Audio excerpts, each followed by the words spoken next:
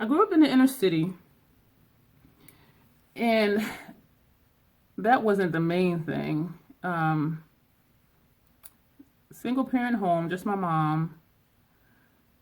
I did not have a good childhood. I felt a lot of different emotions as I got older that were confirmed as I got older still. I was emotionally and physically neglected. And I used to wonder, like, why do I have these feelings? Because when you grow up, you might feel a certain way, but you're not sure, like, okay, did something really happen, or is this just something that my mind is making up?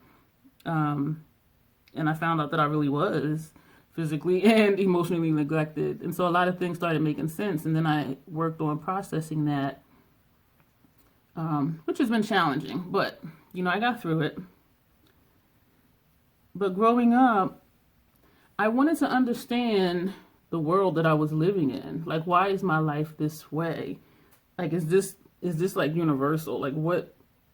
I didn't understand. Living in the first place I lived when I left home was in the projects, and I was exposed to people selling drugs, people selling their furniture for drugs, people selling their kids' diapers for drugs, people selling their food for drugs, people getting shot at over drugs. I saw a kid get kidnapped out of a car over drugs, and I was just like, what the hell? Like, this cannot be life. Even though it was life, it was the reality I was living in, and it was just bad. And I was assaulted a few times when I was younger too, so that was something else to deal with. And it was just like, what is this? And I just didn't understand. And when I started going to school, when I started going to college, I dropped out of high school, y'all. So I went from GED to PhD. Yes, I did. Got my GED in 1987.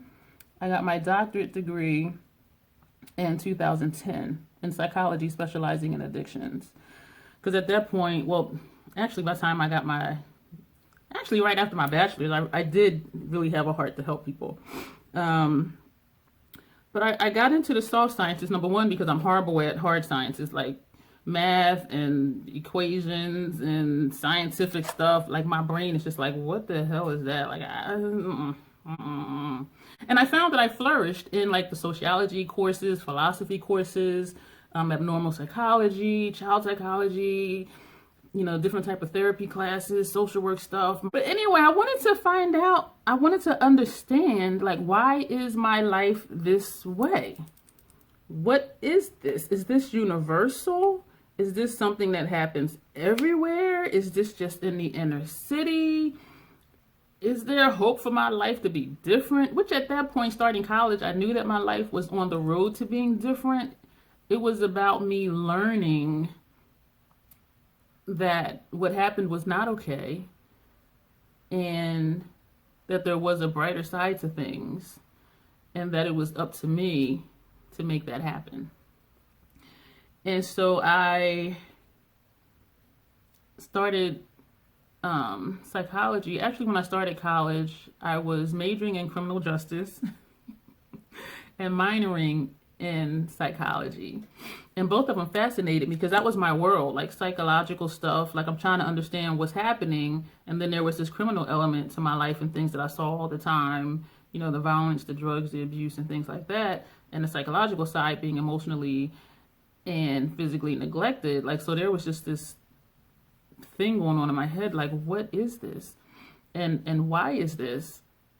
And can it be any different? Or is this just how things are in certain places? And so when I started understanding different things, the criminal elements and the sociological part of criminal behavior and things like that, and when I started learning more about psychology and abnormal psychology and different things, and social aspects of things and groups of people, and it made sense to me. And I was like, wow, like, this is really amazing. I learned that the way my life started is not how it needed to end. And I knew that I was one that made it out. Because even when I would go back into the inner city and I would happen to run into someone, you can tell by conversation and mannerisms that they were still the same. And they would be like, how did you get out? Like, you look good, you're doing well, and how are you? And blah, blah, blah. And I'm looking at them like, oh my gosh. And not to judge, but in my mind, I was thinking that could very easily have been me. And as a matter of fact, it was me until I did get out and get into a new environment and surrounded myself with other people and started college and moved away and things like that. And so at that stage, during my undergrad, because I actually started college at community college. And so for those 2 years when I was learning about myself and the environment and, you know, sociology and different aspects of life, is when I realized it doesn't have to be that way. And I was blessed to have those experiences and blessed to no longer be in that same environment and no longer still experience those same things. And so then my focus shifted to not getting into psychology and criminal justice to figure out my life, but how can I give back and help someone else? And so that's when it switched. And I talked to one of my professors, one of my criminal justice teachers, and I asked him, I said, well, I am transferring to a 4-year school, but I'm not sure if I should keep criminal justice as my major and keep my minor as psychology or not. And he asked me, he said, well, what is it that you want to do? And I said, well, I want to help people overcome like their life obstacles and things that have happened in their past, and to help them see that there is a different way that they can live their life, and to help them overcome some of their obstacles. And he said, well, you might want to switch your major and your minor. And I'm like, okay, why? And he said, well, if you stay with criminal justice as your major, he said, you will lock yourself into law enforcement or investigative work or security work or military work. And I did end up going into the military. But actually, I was already in the National Guard when I started community college. But he was saying I would lock myself into the law enforcement field. However, if I switched and majored in psychology and had criminal justice as a minor, he said that would open up the whole sociology, psychology, criminology field for me. And if I wanted to still do law enforcement stuff, I could, but having a major in psychology would give me more opportunities as far as reaching individual people versus just cases or investigating this person or that person or this situation or whatever. And it made sense. And so when I transferred to Long Island University, culture shock, coming from Camden, New Jersey, and now I'm in Long Island, on Long Island. Whew, so that was a whole other thing. And I will share that in my memoir, which is still waiting to be edited some more. But so I switched. I majored in psychology, minored in criminal justice. My master's is in criminal justice, and my doctorate is in psychology, specializing in addictions. And so by the time I transferred, I really had a heart for, if I can overcome this, so can somebody else. And so that became my focus is, okay, learning more that I can give back, and not only through book knowledge, but also through personal experience. And I used to tell, some of my clients, the at-risk clients or the substance abuse population, or even when I worked in the prison system, I would say things like, I'm not going to sit here and tell you I know exactly how you feel. What I will tell you is that I can relate to your situation. And they're looking at me like, what are you talking about? Because people think I have it all together. I don't. Y'all see that I don't because y'all watch my videos. And I would say, well, I grew up in the inner city, blah, blah, blah. And they're just like, oh my gosh. Like, they're shocked that I had similar experiences as they did. And there's been some situations where I would tell the at-risk youth that I worked with, the only difference between you and me is that you got caught and I didn't. And they would look at me like, what do you mean, Miss D? And I'm like, trust me.